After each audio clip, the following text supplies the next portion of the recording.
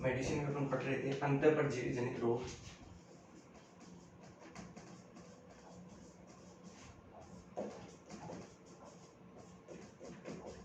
पिछली क्लास में अपन ने एक नया डिजीज स्टार्ट किया था, एस्केरियासिस।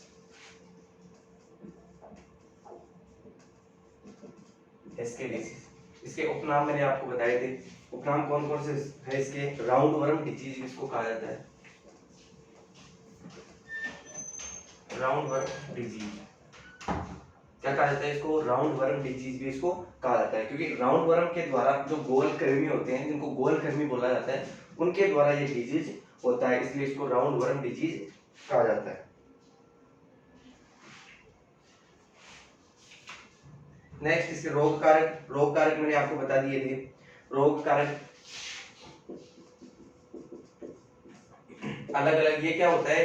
रोग एक होस्ट स्पेसिस्ट होता है, होस्ट विशिष्ट होता है। मतलब एक जो राउंड वर्म है, एस्केरियासिस है, वो किसी विशिष्ट होस्ट को ही या विशिष्ट जीव को ही संक्रमित करेगा। जैसे केटल के अंदर, केटल और बफेलो की बात करें तो टोक्सोकेरा वाइटुलोरम, टोक्सोकेरा वाइटुलेरम। हॉर्स की बात करें तो पैरा एस्केरिस इकोरम, सुअर की बात करें तो एस्केरिस सम, और डॉग की बात करें तो टोक्सोकेरा कैनिस। ये जो है राउंड वर्म है, जो अलग अलग स्पीशीज को संक्रमित करते हैं। जीवन चक्र देखते हैं अपन इसका। यहाँ तक अपन ने पिछली क्लास में देखा था। अब है लाइफ साइकिल, जीवन चक्र, एस्केरियासिस का जीवन चक्र। एस्केरियासिस में पैरा एस्केरियासिस इकोरम, सही है, जो हॉर्स में होने वाला है, और एक एस्केरियासिस सम। एस्केरियासिस सम जो सुअर के अंदर एस्केरियासिस डिजीज उत्पन्न करता है। इन दोनों की लाइफ साइकिल लगभग समान ही होती है। अब एक एक करके अपन देखते हैं।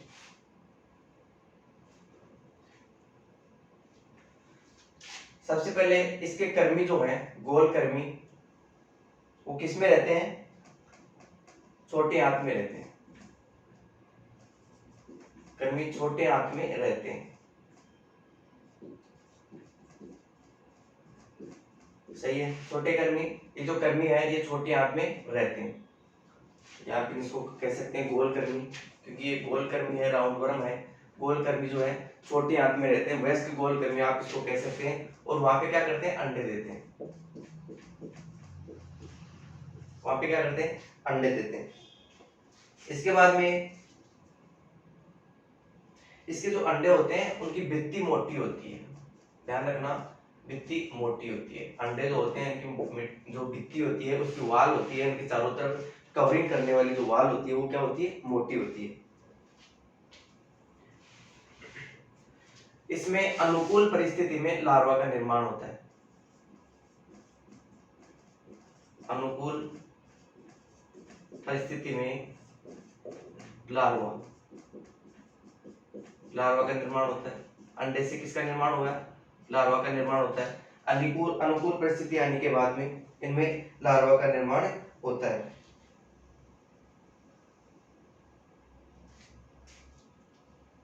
लार्वा के बाद में रोग उत्पन्न होता है। मतलब ये लार्वा जब बनते हैं शरीर के अंदर, तो इन लार्वा बनने के बाद ही यहाँ से रोग की शुरुआत होती है। रोग की शुरुआत जो होती है वो लार्वा बनने से ही होती है। इसके बाद में लार्वा जो होते हैं वो इंटेस्टाइनल वॉल को पार करके कहां चले जाते हैं? पोर्टल वेन में चले जाते हैं। लार्वा आंत की भित्ति को पार करके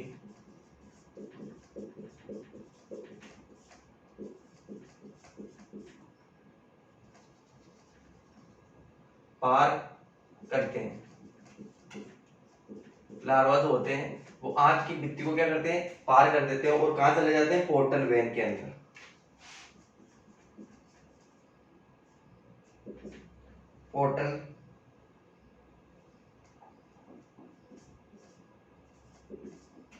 पोर्टल वेन में चले जाते हैं। फिर पोर्टल वेन से होते हुए कहां जाएंगे? यकृत में चले जाते हैं। पोर्टल वेन से होते हुए कहाँ चले जाते हैं, यकृत में चले जाते हैं, और यहाँ से होते हुए, यकृत से होते हुए हिपेटिक वेनस सिस्टम में चले जाते हैं। हिपेटिक वेनस सिस्टम में चले जाते हैं। हिपेटिक वेनस सिस्टम क्या होता है, यकृत का जो शिराओं का जो सिस्टम होता है, यकृत की शिराओं का सिस्टम होता है, उसको हिपेटिक वेनस सिस्टम कहा जाता है। तो पोर्टल वेन से होते हुए यकृत में जाएंगे, और यकृत में जाने के बाद हिपेटिक वेनस सिस्टम में चले जाएंगे। इसके बाद में हिपेटिक वेनस सिस्टम से कहाँ जाते हैं, हिपेटिक वेनस सिस्टम से होते हुए लंग्स के अंदर, लंग्स में प्रवेश कर जाते हैं। सही है, लंग्स में प्रवेश कर गए। अब लंग्स से प्रवेश करने के बाद में ब्रोंकाई, ब्रोंकाई ब्रोंकाई के बाद में ट्रेकिया, ट्रेकिया ट्रेका से होते हुए फिर फेरिंग्स में चले जाते हैं। फेरिंग्स कहाँ स्थित होती है, फेरिंग्स होती है मुख गुहा में, मुख गुहा के जस्ट आगे वाला जो भाग होता है वो फेरिंग्स कहलाता है। और श्वसन तंत्र का जो फेरिंग्स के आगे वाला भाग है वो ट्रेकिया कहलाता है। ट्रेकिया के आगे वाला भाग क्या कहलाता है, ब्रोंकाई कहलाता है। और ब्रोंकाई के आगे वाला भाग लंग्स कहलाता है। तो ऐसे ये उल्टा आता है, जैसे हिपेटिक वेनस सिस्टम से होते हुए पहले लंग्स में जाएगा, लंग्स से फिर ऊपर आएगा, ऊपर ब्रोंकाई में, ब्रोंकाई में ट्रेकिया में आएगा, ट्रेकिया में आके फिर मुख में आ जाएगा, मुख में किस में आएगा, फेरिंग्स में आएगा। और फेरिंग्स में आते ही इसको वापस से निगल लिया जाता है पशु के द्वारा। इसको फेरिंग्स में आने के बाद वापस निगल लिया जाता है।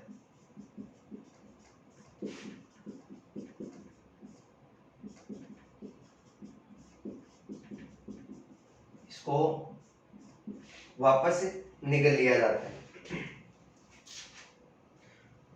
फिर वापस कहाँ चला जाता है, ये आंत में चला जाता है। वापस किस में चला गया, आंत में चला गया। और यहाँ पे जाने के बाद ये वापस वयस्क वयस्क में परिवर्तित हो जाता है। लार्वा जो होता है वयस्क में परिवर्तित हो जाता है, वयस्क में परिवर्तित, और अंडोत्पादन का काम करता है।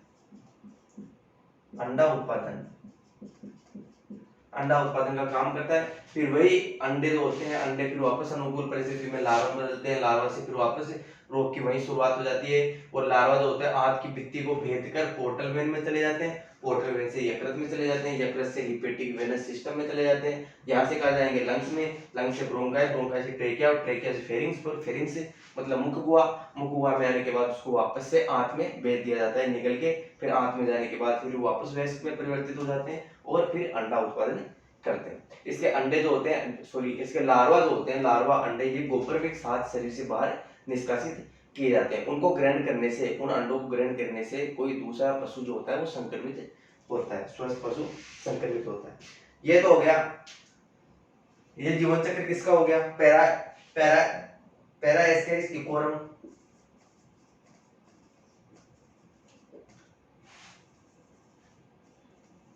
पैरा एस्केरिस इकोरम, और इसके साथ साथ एस्केरिस सम, एस्केरिस सम। ये दो प्रकार के पैरासाइट है। ये तो हॉर्स को अफेक्ट करता है, ये किसको करता है, सुअर को अफेक्ट करता है। तो इन दोनों की जो लाइफ साइकिल होती है वो समान होती है इस प्रकार से। समझ में आ गया। अब दूसरा जीवन चक्र देखते हैं अपन, टॉक्सोकेरा वाइटुलोरम। टॉक्सोकेरा वाइटुलोरम जो होता है वो किसको संक्रमित करता है, कैटल बफेलो को।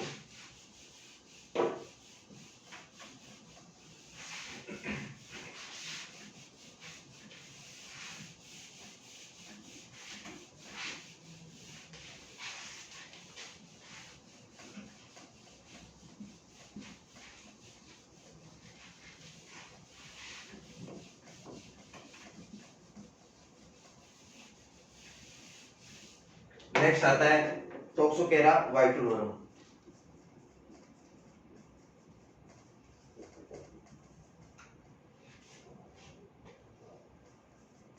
टॉक्सोकेरा वाइटुलोरम, इसका जीवन चक्र देखते हैं।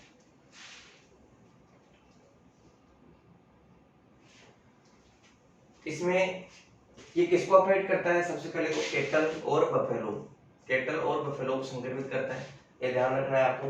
टॉक्सोकेरा वाइटुलोरम, इसके अंडे जो होते हैं वो मल के द्वारा निष्कासित किए जाते हैं, इसके अंडे मल के द्वारा निष्कासित किए जाते हैं। अंडे संक्रमित पशु के मल द्वारा निष्कासित किए जाते हैं, मल द्वारा निष्कासित किए जाते हैं। इसके बाद में 6 माह की उम्र के जो पशु जो होते हैं वो इन अंडों को ग्रहण करते हैं। 6 माह की उम्र के पशु अंडे ग्रहण करते हैं।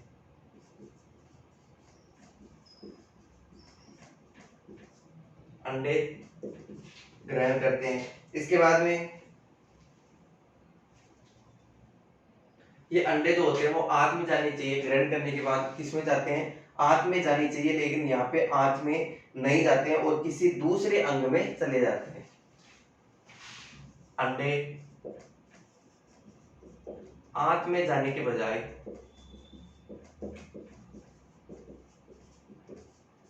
किसी अन्य ऊतक में चले जाते हैं, किसी अन्य अंग में प्रवेश कर जाते हैं। सही है, किसी अन्य अंग में प्रवेश कर जाते हैं और वहीं पे विकास करते हैं। सॉरी, वहां पे किसी प्रकार का विकास नहीं करते हैं, किसी अन्य अंग में चले गए और वहां पे किसी भी प्रकार का विकास नहीं करते हैं। अब संक्रमित जो मादा पशु हैं उनमें प्रसव के समय ये सक्रिय होते हैं, ये वहां पे आराम करते हैं या बिना किसी विकास के यही रहते हैं, बिना किसी विकास के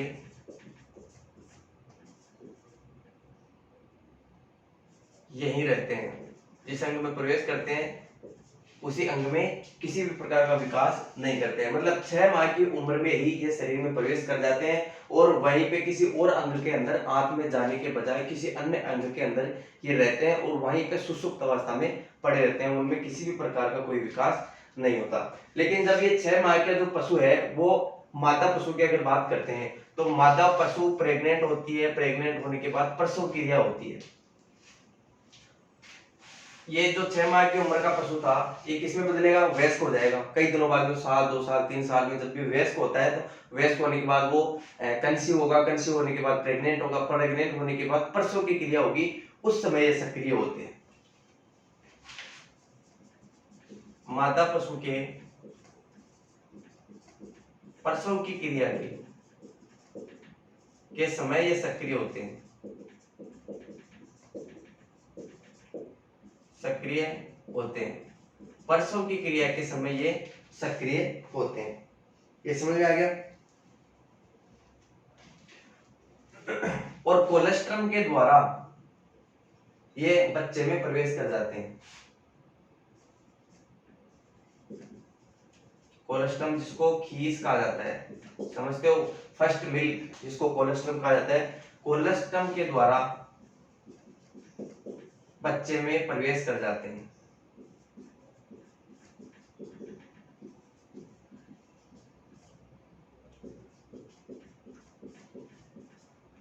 कोलेस्ट्रम के द्वारा यानी कि दूध के द्वारा, कोलेस्ट्रम के द्वारा बच्चे में प्रवेश कर जाते हैं और बच्चे की आंत में वयस्क में विकसित हो जाते हैं। बच्चे की आंत में वयस्क में परिवर्तित हो जाते हैं, वयस्क में विकसित हो जाते हैं।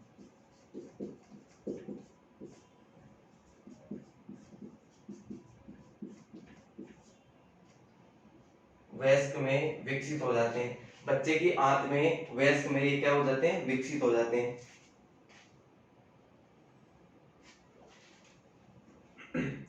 सही है। और वयस्क में विकसित होने के बाद फिर वो अंडा उत्पादन करते हैं। अंडा उत्पादन फिर उसके फेसेस के द्वारा या मल के द्वारा शरीर से बाहर निष्कासित किए जाते हैं। उसके बाद में उसकी 6 माह की उम्र के कोई पशु वापस उसको ग्रहण करता है, फिर यही चक्र वापस से चलता है। सही है। ये हो गया किसका? टोक्सोकेरा वाइटफ्लोरम का जीवन चक्र। ये ध्यान रखना है आपको।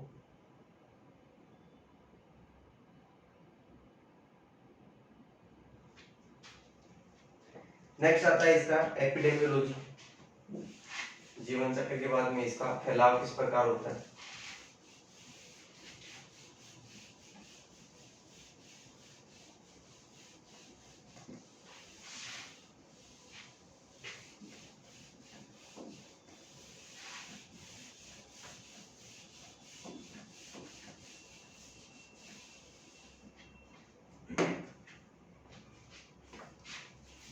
एपिडेमियोलॉजी।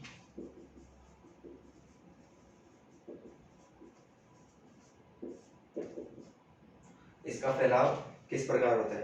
टॉक्सोकेरा वाइटुलोरम जो मैंने अभी आपको बताया, इसका जीवन चक्र वो किसके द्वारा फैलता है? वो कोलेस्ट्रम के द्वारा, यानी कि फर्स्ट मिल्क जिसको बोला जाता है उसके द्वारा इसका फैलाव होता है। मतलब इसके लार्वा जो होते हैं वो खीस के अंदर या कोलेस्ट्रम के अंदर प्रवेश के द्वारा शरीर में किसी बच्चे के शरीर में प्रवेश कर जाते हैं और 10वें दिन तक ये उसके अंदर उपस्थित हो सकते हैं। जो कोलेस्ट्रम होता है वो लगभग 3 या 4 दिन तक ही मैक्सिमम रहता है, सॉरी मिनिमम 3 या 4 दिन तक कोलेस्ट्रम रहता है। जो प्रेग्नेंट एनिमल है या जो पार्चुलेशन करने के बाद जो पशु होता है उसके मिल्क में कितने दिन तक रहता है? वो उसके अडर के अंदर लगभग 3 या 4 से दिन तक 3 या 4 दिन तक कोलेस्ट्रम रहता है, सही है।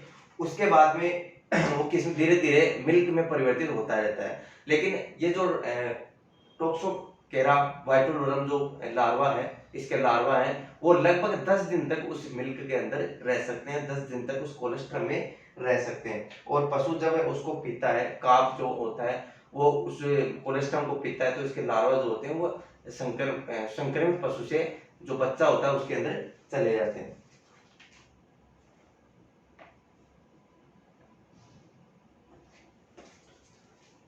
इसलिए इस डिजीज को क्या कहते हैं? ये डिजीज जो होता है वो बच्चों के अंदर ही प्रवेश कर जाता है और बच्चे में प्रवेश करने के बाद, जैसे कि मान लो कोलेस्ट्रम के द्वारा ये लार्वा जो होता है वो बच्चे में प्रवेश कर गया, लार्वा जो होता है वो बच्चे में प्रवेश कर गया। इसके बाद में जब ये बच्चा 5 माह का होता है, जब ये बच्चा जो होता है वो 5 महीने का होता है, उसके बाद में इसके ये लार्वा सक्रिय होते हैं। 5 महीने बाद इसके लार्वा सक्रिय होते हैं। तो इसका जो ये फैलाव हुआ था, इसका एपिडेमियोलॉजी मतलब इसका फैलाव हुआ था इस रोग का, वो इसके बचपन में तो हो गया था।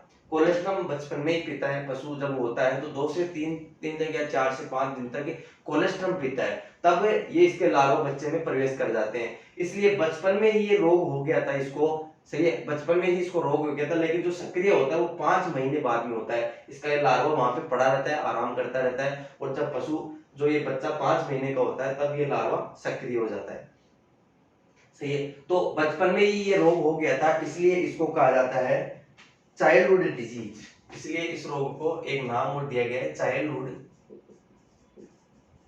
डिजीज। चाइल्डहुड डिजीज मतलब बचपन में ही ये रोग हो गया था। लेकिन इसका ये जो रोग है सक्रिय कब हुआ? 5 महीने का होने के बाद। तो बचपन में ही रोग होने की वजह से इस रोग को चाइल्डहुड डिजीज भी कहा जाता है। सॉरी, इसको काफहुड भी कह सकते हैं या चाइल्डहुड, दोनों किसी नाम से, काफहुड या चाइल्डहुड। काफहुड कहना ज्यादा बेटर रहेगा, काफहुड डिजीज भी इसको कहा जाता है, सही है। इसके अलावा घोड़ों और सुअर के अंदर इसका संक्रमण का तरीका मैंने आपको बताया, जो अपने इसकी लाइफ साइकिल पढ़ी है, जीवन चक्र पढ़ा है, उसके अंदर ही अपने देखा था कि इसके जो लार्वा होते हैं वो फेसेस के द्वारा या मल के द्वारा बाहर निष्कासित कर दिए जाते हैं। और बाहर निष्कासित करने के बाद जब पशु इसको ग्रहण कर रहा है तो आंत में जाएगा, आंत से होते हुए आंत की भित्ति को पार करेगा, भित्ति को पार करते हुए फिर किस में जाएगा? पोर्टल वेन में जाएगा, फिर लीवर में जाएगा, फिर जो वेनस सिस्टम होता है उसमें चला जाएगा, हेपेटिक वेनस सिस्टम, जो लीवर के अंदर पाया जाने वाला वेन यानी कि सीरा का जो तंत्र होता है उसको हिपेटिक पोर्टल सिस्टम कहा जाता है, हिपेटिक वेनस सिस्टम कहा जाता है। उसमें प्रवेश करने के बाद ये किसमें चला जाता है? फेफड़ों में, फेफड़ों में जाने के बाद किसमें चला जाएगा? ब्रोंकाई, ब्रोंकाई से ट्रेकिया, ट्रेकिया से फिर फेरिंग्स यानी माउथ कैविटी में आ जाएगा। फिर उसको वापस से आंत के अंदर भेज दिया जाता है, ग्रहण कर लिया जाता है। फिर वहां पे ये अंडोत्सर्ग करता है, अंडोत्सर्ग करने के बाद में फिर वो अंडे जो होते हैं या इसके लार्वा में परिवर्तित हो जाते हैं, और लार्वा जो होते हैं वो मल के द्वारा शरीर से बाहर निष्कासित कर दिए जाते हैं। ये किसकी लाइफ साइकिल होगी? ये हॉर्स और सुअर को अफेक्ट करने वाले जो एस्केरियासिस हैं उनकी लाइफ साइकिल। लेकिन कैटल को अफेक्ट करने वाले उनकी लाइफ साइकिल अभी जस्ट बताई मैंने इसके पहले, वो थोड़ी अलग होती है, वो आपको ध्यान रखना है।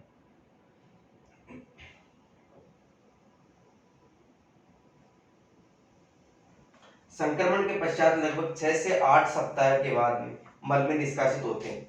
जैसे कि अपन बात करते हैं एस्केरिस सम की, किसमें होता है भाई एस्केरिस सम? एस्केरिस सम सुअर के अंदर, सुअर को अफेक्ट करता है। इसके संक्रमण होने के लगभग कितने दिन बाद में? 6 से 8 सप्ताह बाद में। 6 से 8 सप्ताह बाद में संक्रमण होने के 6 से 8 सप्ताह बाद में अंडा उत्पादन होता है। अंडा उत्पादन होता है, ध्यान रखना। इसके अंदर एस्केरिस सम के अंदर 6 से 8 सप्ताह बाद में प्रवेश यानी कि संक्रमण होने के बाद जब सुअर में इसके लार्वा प्रवेश करने के पश्चात लगभग 6 से 8 सप्ताह बाद में अंडा उत्पादन होता है। अंडा उत्पादन कौन करता है? वयस्क करता है। जो मेच्योर जो राउंड वर्म होता है, मेच्योर राउंड वर्म, वो अंडा उत्पादन करता है। तो शरीर के अंदर तो कौन प्रवेश कर रहा है? इसका लार्वा प्रवेश कर रहा है। अब लार्वा को वयस्क बनने के लिए 6 से 8 सप्ताह लगते हैं। मैंने इसकी लाइफ साइकिल बताई थी आपको। लार्वा प्रवेश करके भित्ति में जाएगा, भित्ति से फिर लिवर में जाएगा, लिवर से फेफड़ों में जाएगा, फेफड़ों से फिर वापस मुख में आएगा, फिर वापस वो आंख में जाएगा। ये चक्र होता है। इस चक्र में वो लार्वा से किस में बदल जाता है? वयस्क में बदल जाता है। और वयस्क में बदलने के बाद जो होता है वो अंडा उत्पादन करता है। इसका मतलब ये है कि एस्केरिस सम की जो लाइफ साइकिल होती है उसको पूर्ण होने में 6 से 8 सप्ताह लगते हैं। और जैसे एक इसकी लाइफ साइकिल पूर्ण होती है, वयस्क में बदल जाता है, उसके बाद में ये अंडा उत्पादन कर देता है। और अंडा जो होता है, अंडे से लार्वा बनते हैं। लार्वा फिर फेसेस के द्वारा या गोबर के द्वारा बाहर निकाल दिए जाते हैं या उसकी भित्ति में प्रवेश कर जाते हैं। इसके अलावा पैरा एस्केरिस इक्वोरम,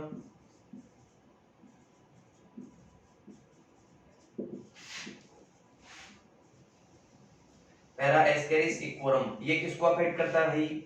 हॉर्स को, घोड़े की जो प्रजाति है उसको अफेक्ट करता है। और इसकी लाइफ साइकिल कितने दिन में पूर्ण होती है? लगभग 11 से 15 सप्ताह।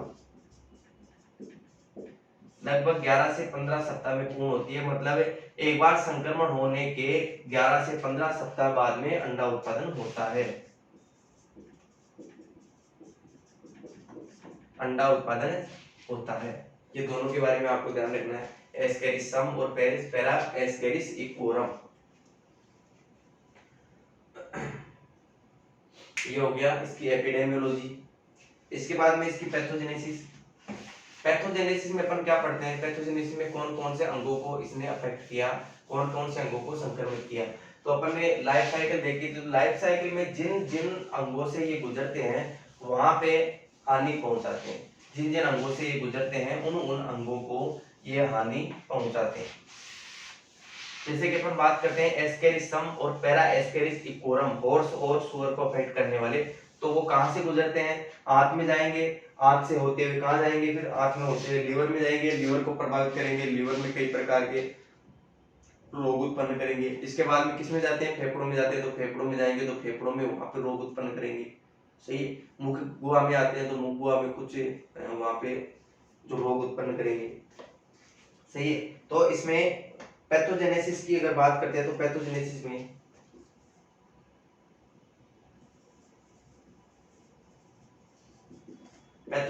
जिस जिस अंगों से ये गुजरते हैं उनको प्रभावित करते हैं। जैसे कि यकृत से गुजर रहे हैं, सही है, तो यकृत से गुजरते हैं तो वहां पे क्या करते हैं? फाइब्रोसिस करते हैं, हेमरेज करते हैं। यकृत में फाइब्रोसिस, फाइब्रोसिस का क्या मतलब होता है? जो मुलायम कोशिकाएं जो होती है उनको कठोर बना देते हैं। मुलायम कोशिकाएं जो होती है उनको कठोर बना देते हैं, मतलब फाइब्रोसिस कर देते हैं, हेमरेज उत्पन्न करते हैं। हेमरेज उत्पन्न करते हैं मतलब वहां पे रक्त स्त्राव होता है, जाएंगे तो वहां पे रक्त स्त्राव होगा। और जो संपुट होता है, यकृत का संपुट,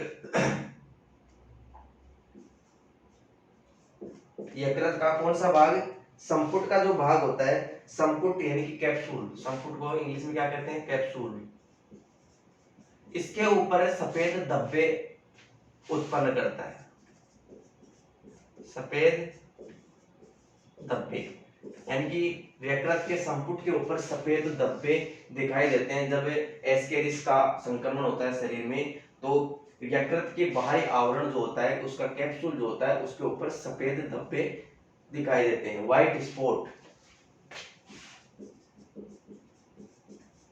व्हाइट स्पॉट। तो व्हाइट स्पॉट अगर कहीं पे भी आता है तो आपको क्या करना है, एस्केरियासिस या एस्केरिसम या पैरा एस्केरिस इक्वोरम, दोनों के अंदर व्हाइट स्पॉट दिखाई देते हैं, क्योंकि यही जो है यकृत के अंदर प्रवेश करते हैं। तदवीर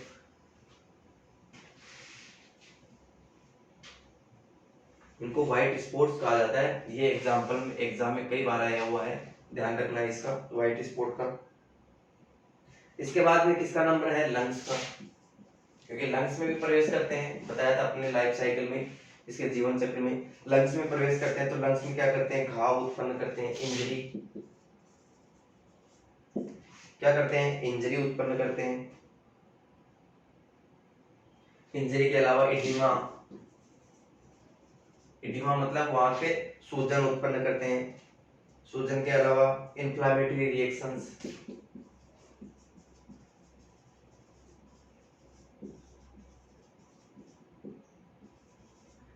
इन्फ्लामेटरी रिएक्शंस हो गए। इन्फ्लामेटरी रिएक्शंस के बाद में ये काफी घातक और दूसरे ऊतकों को भी आपस में संक्रमित करते हैं। और आंत में आएंगे तो आंत को भी प्रभावित करेंगे। आंत के जो होते हैं अंग होते हैं, आंत के अलग अलग भाग है, वहां पे प्रभावित करेंगे, वहां पे हेमरेज उत्पन्न करेंगे, सही है।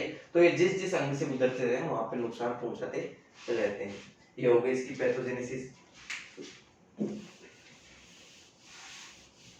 लक्षण, क्लिनिकल साइन। लक्षणों की बात करते हैं तो लक्षण देखो,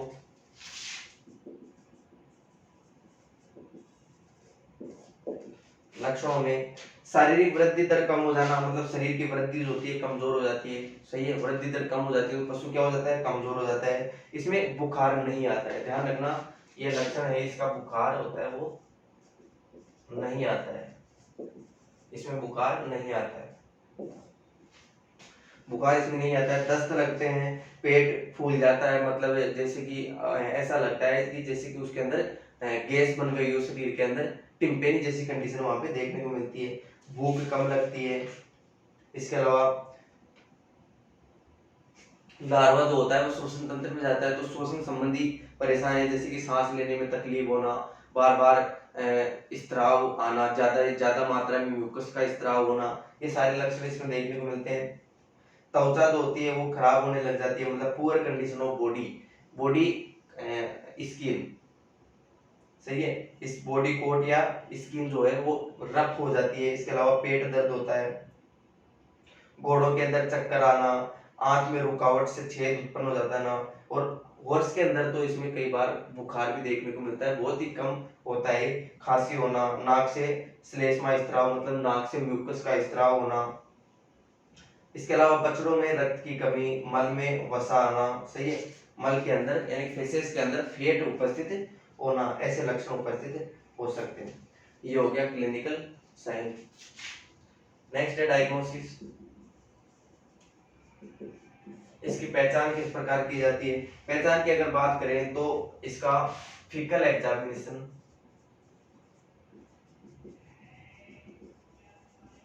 फीकल एग्जामिनेशन मतलब इसका मल का परीक्षण किया जाता है। और मल के परीक्षण में अगर इन अंडों की अगर मात्रा 1000 अंडे पर ग्राम, 1000 अंडे पर ग्राम फेसेस पर ग्राम मल, मतलब 1 ग्राम मल में 1000 अंडे अगर उपस्थित हैं तो इसको संक्रमण माना जाता है। यह होती है संक्रमण की स्थिति। अगर 1000 से कम है अंडे पर ग्राम में, 1000 से अगर अंडे कम है तो उसमें ज्यादा सोचने वाली जरूरत नहीं है, वो ज्यादा घातक रूप नहीं है, वो खुद ब खुद ठीक हो जाता है। लेकिन अगर पर ग्राम 1000 अंडे उपस्थित हैं या इससे ज्यादा अंडे उपस्थित है तो उसको अपन संक्रमण की स्थिति कहते हैं। इसको ऐसे लिखेंगे, एग्जाम में इसको कई बार पूछ लिया जाता है, तो 1000 ईपीजी लिखा जाता है। 1000 ईपीजी इसका मतलब होता है 1000 एग पर ग्राम, 1000 एग पर ग्राम मल या फेसेज, 1000 एग पर ग्राम फेसेज, सही है। इसको इस प्रकार लिखा जाता है और अगर ये स्थिति देखने को मिलती है तब ही इसको संक्रमण की स्थिति कहा जाता है, तब इसको अपन घातक स्थिति कह सकते हैं या तब इसकी ट्रीटमेंट करने की आवश्यकता होती है। अगर इससे कम है, 1000 से कम है, तो वो रोग जो है वो अपने आप ही ठीक हो सकता है, उसमें ज्यादा दिक्कत वाली बात नहीं आती। सही है। इसके अलावा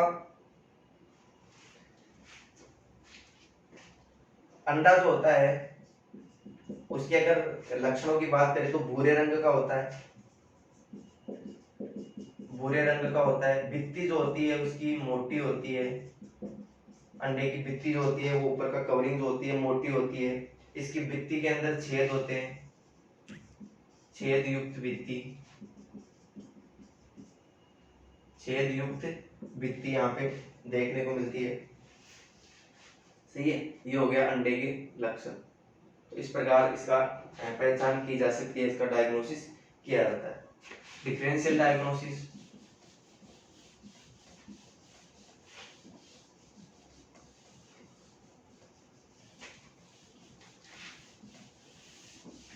डिफरेंशियल डायग्नोसिस में एंजाइटिक न्यूमोनिया,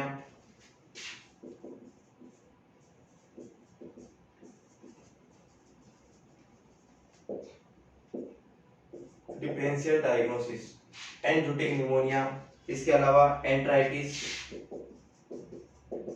एंट्राइटिस मतलब क्या होता है, आंत का इन्फ्लामेशन। इसके अलावा माल न्यूट्रिशन, माल न्यूट्रिशन का मतलब होता है न्यूट्रिशनल डेफिशिएंसी, शरीर के अंदर न्यूट्रिशन जो होते हैं वो कम होना।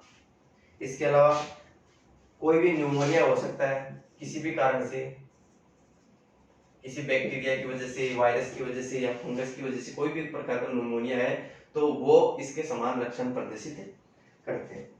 इसके बाद में आता है इसका ट्रीटमेंट, उपचार।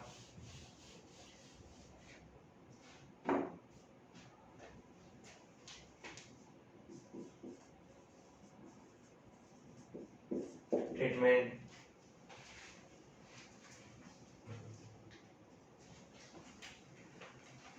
ट्रीटमेंट देखते हैं। सबसे पहला एंटी एल्मर्स काम में ली जाती है। एंटी एल्मर्स जो कि हेलमेट जो कर्मी होते हैं या वर्म होते हैं नष्ट करने की दवा, जैसे कि पिपराजीन, पिपराजीन हो गया,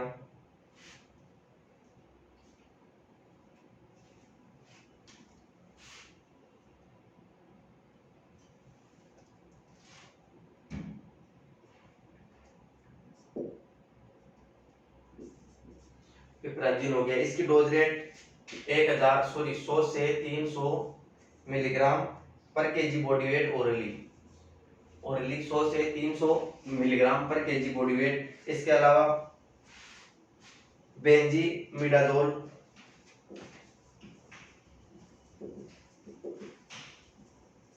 बेंजीमिडाजोल, बेंजीमिडाजोल जो होता है उसके अंदर कई प्रकार के ड्रग्स आते हैं, जैसे कि थायाबेंडाजोल, थायाबेंडाजोल। ये जो ट्रीटमेंट है वो यहाँ पढ़ा रहा हूँ मैं, इसको डिटेल से आगे डिटेल से यही पढ़ लेते हैं अपन। इसके बाद में क्या होगा, जो अगला डिजीज आएगा उसके अंदर भी सेम यही ट्रीटमेंट होता है, वो अपन वहां पे ज्यादा डिस्कस नहीं करेंगे, यहीं पर देख लो एक बार। पिपराजीन होता है वो 100 से 300 मिलीग्राम पर केजी बॉडी वेट, पर केजी बॉडी वेट के आधार पर ओरली इसको दिया जाता है। क्या दिया जाता है, इसको ओरली दिया जाता है। बेंजीमिडाजोल, बेंजीमिडाजोल में थायाबेंडाजोल आती है, इसका थायाबेंडाजोल है, इसको दिया जाता है 50 से 100 मिलीग्राम, 100 मिलीग्राम वही पर केजी बॉडी वेट ओरली, इसको भी ओरली दिया जाता है। इसके बाद में आता है फेनबेंडाजोल, नाम सुना होगा, छोटे बच्चों को कीड़ों की दवाइयां पिलाई जाती है, उसके अंदर क्या आता है, फेनबेंडाजोल। सही है, क्या आता है उसके अंदर, फेनबेंडाजोल आता है। जो कीड़ों के, आप बच्चों को जब 1-1.5 महीने का बच्चा हो जाता है, उसको कीड़े की दवाई पिलाते हो तो उसमें क्या आता है, फेनबेंडाजोल। तो वो कीड़े जो होते हैं वो इनको नष्ट करने वाले ही होते हैं। ये एस्केरिस हो सकता है, उसके अंदर राउंड वर्म हो सकता है, फ्लूक हो सकता है, तो उनको नष्ट करने के लिए ये पिलाई जाती है। इसकी डोज रेट है 5 से 7.5 मिलीग्राम पर केजी बॉडी वेट ओरली। सही है। इसके अलावा ये सारे बेंजीमिडाजोल के अंदर आते हैं। सही है, बेंजीमिडाजोल कंपाउंड इसको कहा जाता है, कंपाउंड्स, बेंजीमिडाजोल कंपाउंड, जिसमें एक आता है थायबेंडाजोल, दूसरा फेनबेंडाजोल, तीसरा इसके अंदर क्या आता है, मेबेंडाजोल। ये सारी की सारी ड्रग्स जो है वो एस्केरियासिस के विरुद्ध काम में ली जा सकती है। इसकी डोज रेट 10 से 20 मिलीग्राम पर केजी बॉडी वेट, वही ओरली इसको दिया जाता है। इसके अलावा एल्बेंडाजोल,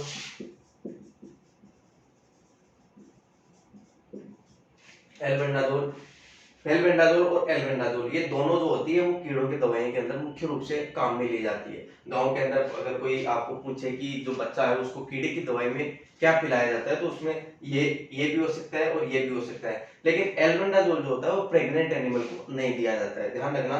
प्रेग्नेंट एनिमल है तो उसको फेलबेंडाजोल, थायबेंडाजोल ये दे सकते हैं, लेकिन एल्बेंडाजोल उसको नहीं दिया जाता है क्योंकि ये अबॉर्शन करवा सकता है। तो जो प्रेग्नेंट एनिमल होता है उसको एल्बेंडाजोल नहीं दिया जाता है, ध्यान रखना।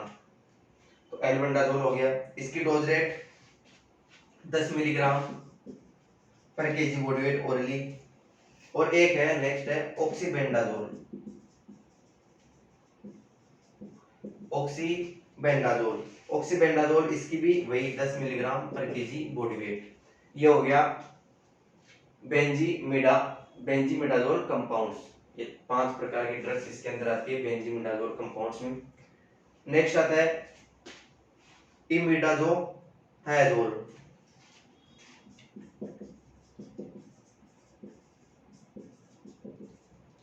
इमिडाजोथायाजोल, इमिडाजोल कंपाउंड जो होते हैं इसके अंदर आते हैं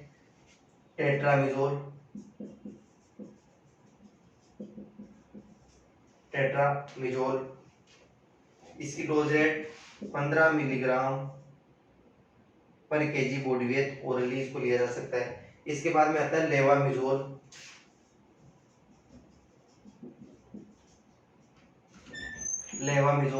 लेवामिजोल की डोज रेट 7.5 मिलीग्राम पर केजी बॉडी वेट, 7.5 मिलीग्राम पर केजी बॉडी वेट लेवामिजोल। ये किसके अंदर आते हैं, इमिडाजोथायाजोल के अंदर। 2 प्रकार की ड्रग्स हो गई, टेट्रामिजोल और लेवामिजोल। सही है। इनकी डोज रेट 15 मिलीग्राम पर केजी बॉडी वेट और 7.5 मिलीग्राम पर केजी बॉडी वेट ओरली इनको दिया जाता है।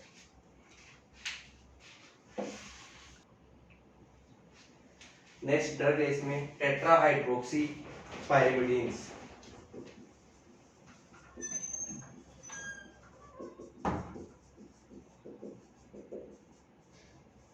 टेट्राहाइड्रोक्सी पायरिमिडीन्स में पायरेंटल आता है इसके अंदर। इसमें पहली ड्रग्स कौन सी आ गई, पायरेंटल टार्ट्रेट, पायरेंटल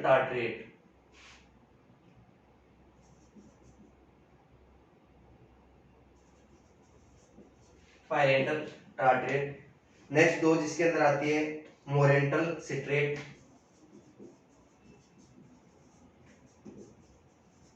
मोरेंटल सिट्रेट जो है इसकी 10 मिलीग्राम पर केजी बॉडी वेट, इसकी भी 10 मिलीग्राम पर केजी बॉडी वेट के आधार पर इसको काम में लिया जा सकता है। इसके बाद में आती है एवरमेक्टिन, एवरमेक्टिन कंपाउंड के अंदर एक तो आती है आइवरमेक्टिन, नाम सुना होगा। तो एक्टोपैरासाइट और एंडोपैरासाइट दोनों के विरुद्ध इसको काम में लिया जा सकता है। इसकी डोज रेट है 0.2 मिलीग्राम पर केजी बॉडी वेट। इसको सबक्यूटेनियस दिया जाता है, ध्यान रखना। इसको कैसे दिया जाता है, सबक्यूटेनियस दिया जाता है। इसके अलावा मोक्सीडैक्टिन,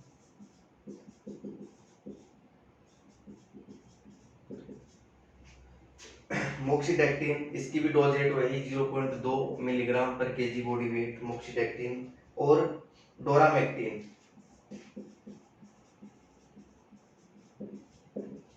डोरामेक्टिन इसकी भी डोज रेट है 0.2 मिलीग्राम पर केजी बॉडी वेट सबक्यूटेनियस, यानी कि स्किन के अंदर इसको दिया जाता है। नेक्स्ट आती है इसमें ड्रग्स है